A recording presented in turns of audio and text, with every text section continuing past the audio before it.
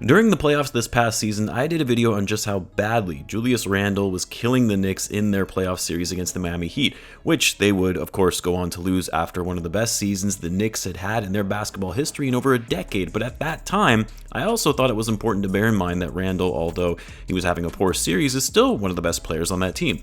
But what happens when one of your best players, your star player, because Randle was an all-star and a third-team All-NBA player last season, what happens when your best player actually holds your team back, is actually a net negative when they're on the court? What happens when your best player is actually your worst player? And I know right off the bat you're thinking, what are you even saying? You're straight up contradicting yourself. How is that even possible? Well, let's talk about it further in this video. As always, I would very much appreciate it if you're new to the channel and you like this type of content to subscribe to help the channel grow, and in return I'll be providing more NBA content like this all season long. Now, we've all seen the numbers. We've seen the memes on Twitter and just how poorly Randle has been playing to start off this year. If you haven't, well, Randle is shooting the worst field goal percentage of any NBA player through a 6-game stretch dating all the way back to 1959. Yes, the pre-shot clock era, pre-3 seconds in the key era, pre-3-point line, pre-everything. An era of basketball where the talent pool was so limited that you had guys working 9-to-5 jobs able to make it onto NBA rosters.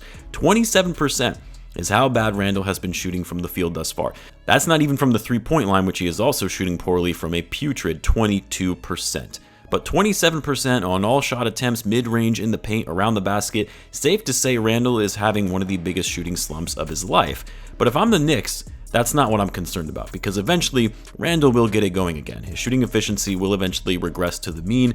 Might not be at the 45% he was shooting it last season, but I would be shocked if Randle went the whole season shooting it below 40%. He's also shooting it from 61% from the line, which is pretty bad for a career 74% free throw shooter and for a player who likes getting to the line to help generate scoring. But even that, you'd have to assume those numbers are going to go up over time. To me, the bigger concern is how Randle is carrying himself so far this year. We've said this before, but the biggest criticism of Julius Randle is his attitude and up and down demeanor and how he approaches the game of basketball. He'll have an incredible season where he's locked in, dominating on the glass, getting whatever he wants on the court, and being an elite scorer, and actually impacting the game in a positive way. Like, there is a reason he was Most Improved Player of the Year in 2021, was named second team All-NBA. He was balling that season. And wouldn't you know it, it got him a fat contract extension. The Knicks would go on to the playoffs for the first time in over 10 years, and then they got bounced early in the first round by the Atlanta Hawks. The following season, Randle grossly underperforms, at least relative to what we saw in the prior season. He still put up 20 points per game on nearly 10 rebounds, but wasn't to the level of efficiency we saw in his All-NBA season year, where he shot the ball at 41% and 30% from 3 in the 21-22 season. And during that season, there was just something off about Randle. A lot of the time, he looked like he didn't really want to be there. We all remember that moment where he gave a thumbs down to the Madison Square Garden crowd to express his annoyance with the fans, the hometown fans, which is never a good idea to do to Knicks fans, as they will eat you alive. And the Knicks were terrible that season, missing the play-in entirely, and a lot of that fell squarely on Julius Randle. He was supposed to be their best player, their leader, and in no way, shape, or form was he a leader of that group. Randle in that season was a -3 when he was on the court.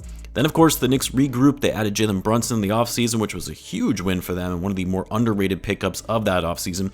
And Randle turned things around again and started playing better basketball. Better team basketball, I should add. Would become an all-star yet again, and as I mentioned, the Knicks would go on to have one of their most successful seasons in over a decade, winning their first playoff series since 2013. But even throughout that time period, what is often being overlooked is even despite the Knicks' success winning 47 games, they were only slightly better when Julius Randle was on the court. And for nearly half of those games throughout the season, the Knicks had a higher net rating when Randle was off the court. You contrast that to someone like Jalen Brunson, who had the highest plus-minus on the team, was an even higher net rating when Randle was off the floor, or even someone like Quentin Grimes or Emmanuel Quickley, who had higher net ratings when they were on the court than that of Julius Randle. And you would see these numbers go up even further when Randle was off the court. Now, the numbers don't tell everything. In fact, a lot of advanced analytics can be very skewed and don't paint the whole picture. But it's very telling, especially looking at the first 6 games of the season, just how much better the Knicks are when Randle is off the court versus when he's on.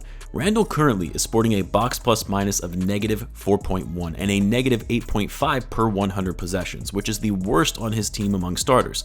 But the numbers aside, because we know they're bad, but we know it's a small sample size in the early going of the season, Julius Randle is dangerously looking close to going into that mental state that he was in that 21-22 season, where he was getting fed up with the fans, where he knew he wasn't playing well, and rather than doing what was best for the team, was more focused on getting himself out of his season slump and getting those numbers back up.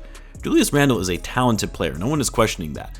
But he is one of the more selfish players in the league that greatly cares about his numbers and greatly cares about his numbers and how they're going to impact his next contract. The other thing about Julius Randle, and this is something I struggle with as a Bulls fan who has DeMar DeRozan on their team, is that Randle and his game, even though he is a solid passer at his position, his game is very much dependent on slowing down the offense and heavy isolation basketball, shooting it from 3 or in the mid-range, which we all know doesn't work in today's NBA. In a league that is heavily predicated on ball and player movement, fast-paced, heavy transition style offense where you shouldn't have the ball in your hands for more than a second, either pass it or shoot it. And dribbling the ball in isolation, playing primarily in the half court, isn't going to lead to long-term success, especially when the shots aren't falling, which is the case for Randle so far this season. When the shots are going down, it works to an extent. But when they're not going down and teams are picking you apart by grabbing the board and getting a quick outlet pass in transition while you're slow getting back on defense, isn't going to lead to a lot of wins. And the main challenge here with the Knicks and Julius Randle is that Randle thinks this is his team, that he's the top dog, he's the star, he's the leader. But that simply isn't the case anymore. With the way Jalen Brunson has come into this organization and providing an immediate impact, and so far this season being the team's clear best player and focal point on the offense, all of that is going to be difficult for Julius Randle to accept, to take on a lesser role, to not get as many touches, as many shot attempts, to allow some of the younger up-and-coming players to get their looks, guys like RJ Barrett, Emmanuel Quickley, Quentin Grimes, knowing what we know of Julius Randle, his up and down attitude and demeanor, knowing that he doesn't take criticism very well, especially from the fans who have been going all in on him ever since last year's playoff run. This could spell a downward trend for Randle, who still has 3 years left on his current deal, where he's going to be making over $30 million per year.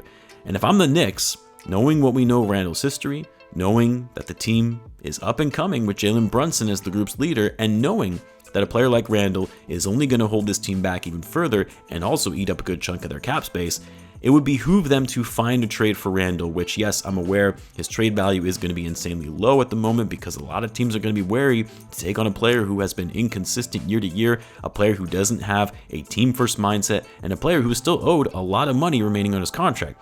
But he's still a good enough scorer and rebounder that could fetch some decent pieces for them in return. It's not going to be the return that you want for an all-star level player, but if you're the Knicks and you see the impact Randle's play and attitude is having on the court, you get to the point where it's better to cut your losses and go with players who are more team-oriented, even if it means making a trade where you get pennies on the dollar. I am curious to see how the rest of the season transpires for the Knicks. In one of my videos leading into the season, I had the Knicks as one of my 5 teams that will disappoint this year, in large part because of Julius Randle and also Tom Thibodeau and his coaching style having a shelf life where players stop responding to him. But it is early days. Things could turn around for this team. I would love to hear from you guys on where you think this team is going and what the future holds for Julius Randle. Let me know in the comments. As always, be sure to subscribe, and I'll see you in the next one.